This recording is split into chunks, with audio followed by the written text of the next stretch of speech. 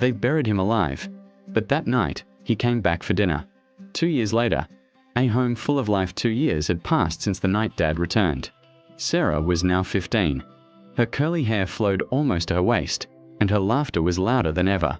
She ran through the schoolyard like the wind and sometimes hummed her mother's old songs while doing homework. But deep inside, the little girl who had cried at the empty table still lingered, glancing at the clock at 7 o'clock every evening. The small house in Enugu felt alive again. Mama Kayoma had painted the walls soft yellow. The mango tree in the backyard had grown tall, its branches heavy with golden fruit that smelled like sunshine. Birds sang brighter every morning. Mama sang again while cooking, her old Igbo songs floating through the windows and making neighbors smile. Dad had regained the weight he had lost, and the long scar on his face had thinned to a faint silver line that showed when he smiled. His nightmares were nearly gone. He still walked with a small limp when it rained, but he called it his friend. It reminded him of every painful step that brought him home. One evening, the sky glowed orange and pink. Sarah came home with a heavy school bag and saw Dad in the backyard fixing the fence. His shirt clung to his sweat, sleeves rolled up, and he whistled a familiar road song. Seeing her, he lit up. "Princess, come help before this fence falls." Sarah dropped her bag and ran barefoot. They worked together, laughing every time a hammer missed. Dad told stories from his truck driving days, about a monkey stealing his lunch, and how he chased it for a kilometer. Sarah listened, hammering slowly so she wouldn't miss a word. When Mama called from the kitchen, "Dinner is ready," they washed their hands together at the backyard tap, splashing water on each other like kids. At the table, everything was as it should be. 3 plates, 3 glasses of cold Fanta, and Dad's red cap resting on his chair. Dad took a bite of Mama's jollof rice, closed his eyes, and sighed. "Kayoma, this is the best rice in Nigeria.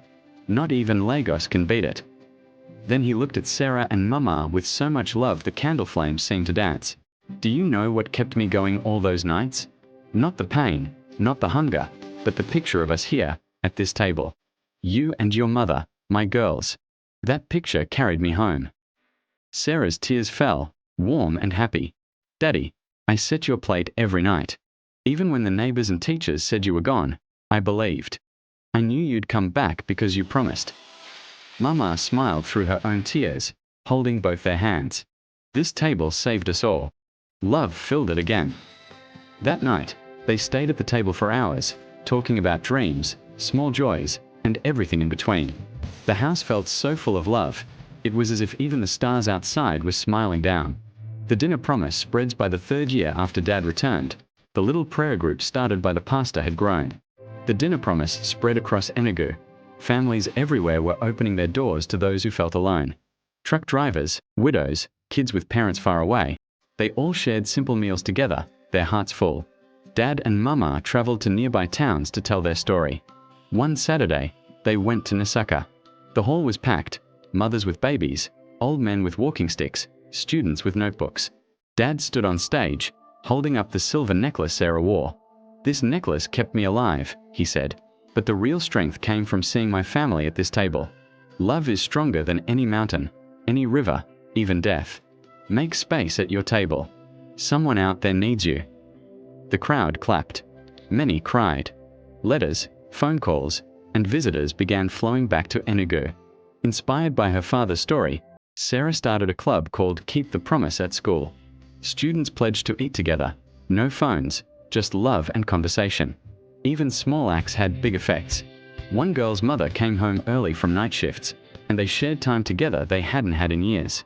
Sarah's heart swelled every time she heard these stories. At home, she told her parents every detail. Dad hugged her tight. "You are carrying the miracle forward, princess. Every step I took, every hardship I endured, it was for this. I'm proud of you." That night, they ate extra-large portions of jollof rice, savoring love as much as food. The hard days at school, not every day was perfect. Some older boys at school teased Sarah, mocking the story. "Nobody walks 400 kilometers after being dead. Your family made it up for attention." Sarah cried in silence at home.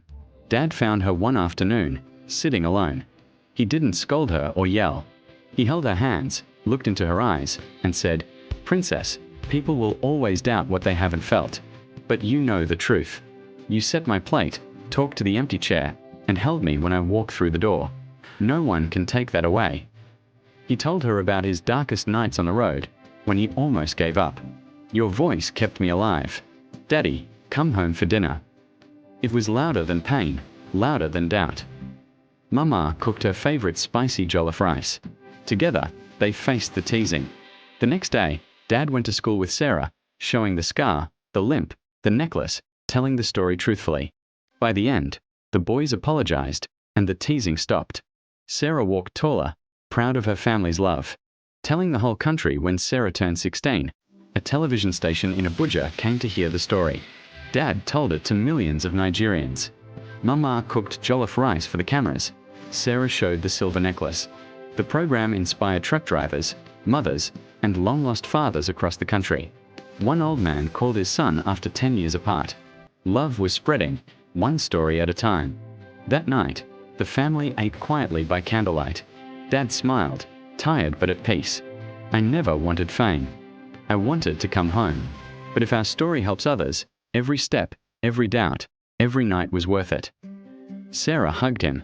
You're changing the world, Daddy, one dinner table at a time. Returning to the river 4 years after the miracle, Dad wanted to visit the mountain road where he nearly died. I want to thank God and close that chapter, he said. Mama and Sarah held his hands tightly. Together, they climbed the mountain. At the river below, Dad knelt, touching the ground.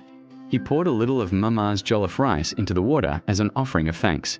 That night, under the stars, they ate simple food with Mr. Chukwu.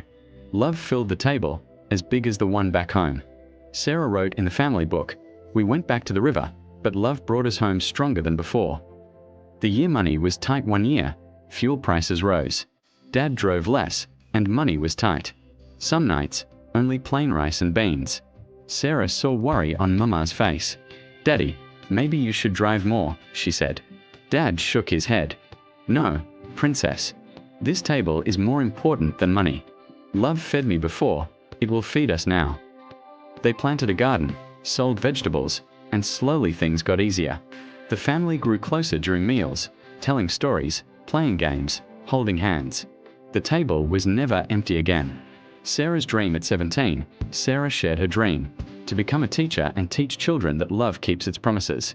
Her parents saved for her school fees. On her birthday, a big party was held under the mango tree. Dad stood, glass raised. "My princess will light up the world the same way she lit up my darkest road. Love will always bring you home." That night, the red cap rested on Sarah's head. Even when you are far away, the table will wait for you. The wedding 5 years after the miracle, Sarah married Emeka, who had first fallen for her because of her father's story.